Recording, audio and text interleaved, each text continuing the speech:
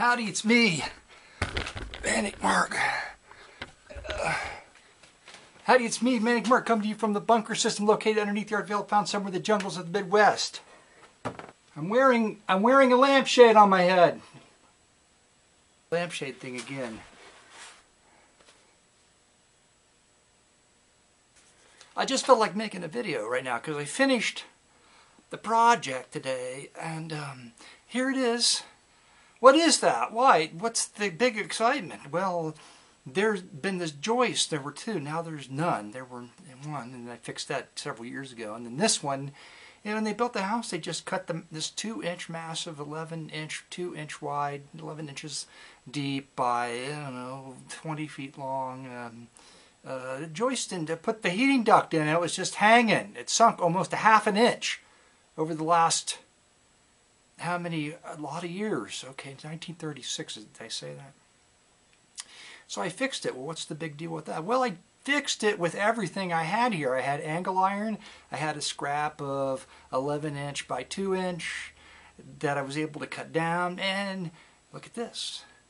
I hoard bolts. That's right. I never throw anything away. When people say, I've got some bolts, my wife's making them throw away, I said, well, I'll take them. I won't tell my wife that I'm hoarding bolts. And I was able to get enough bolts together to bolt the whole thing together. And everything. I did everything without having to go out. You know, when you do stuff, you're always having to run to the hardware store because you don't have what you need. But I did, in this case, have everything I needed. Okay.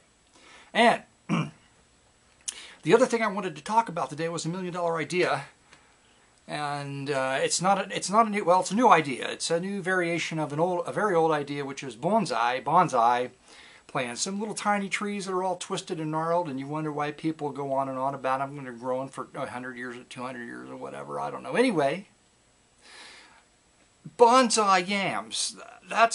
I'm going to start selling these in the back of comic books. Bonsai yams. They don't make comic books like they used to. Nobody will care. I'm going to have to reprint romance comic books from the late 60s, and I'm going to sell these in the back. Buy your own yam bonsai. Bonsai. Yam bonsai. Is bonsai, does that mean tree? I have no idea. I should look it up. I might have to come up with a creative name. If I come up with a creative name, it'll be on the screen.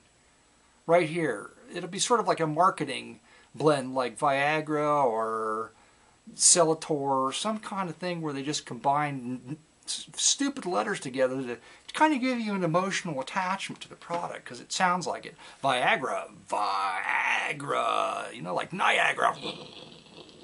I'm sure in the meeting where they talked about what the name meant, what emotion does this word evoke? Well, you can imagine, oh my God, how did they had to approach it with some kind of humor?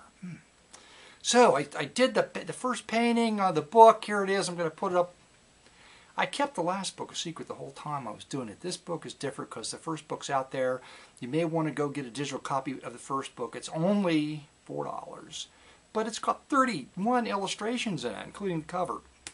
The new book's going to have like 52. This is the cover, which reflects. I decided not to change, you know, going into this one, keeping everything kind of the same. I don't think I'm going to do the foil border that was around the first book. I kind of like this rough border, but that's open because after about 30 or 40 of these, I'm going to be like old. I'm going to be old and cross-eyed. I don't know if I'll be able to see. I started to cut out the stack. This is only 15. It was 16 before I did the cover.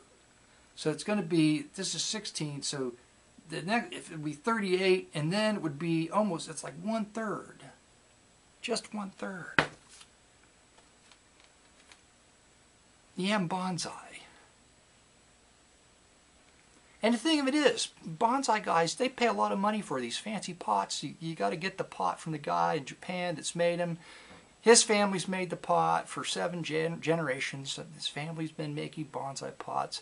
Why? They're just clay stuff that, you know, they pay big money for. This doesn't need it. Look, it's freestanding. So my bonsais that you buy out of my romantic comic book reprints from the late 60s, Lust Comics, and He Stole My Woman, and You Bastard, I Hate You and Want a Divorce comics, all your favorites. from the late 60s. That's what I'm going to be selling on the back. That hip X-ray eyes, the X-ray glasses. You got to have that. You can't get married. You can't get married unless you have X-ray glasses when you're single, because you got to see what you're getting married to. You got to check out the goods. So you need the X-ray glasses from the back of the comic books to be able to see through the woman's clothes, because you don't want to be tacky. You know, about take off your clothes, you know, half a minute into the date. I don't want to waste my time. I want to check out the goods.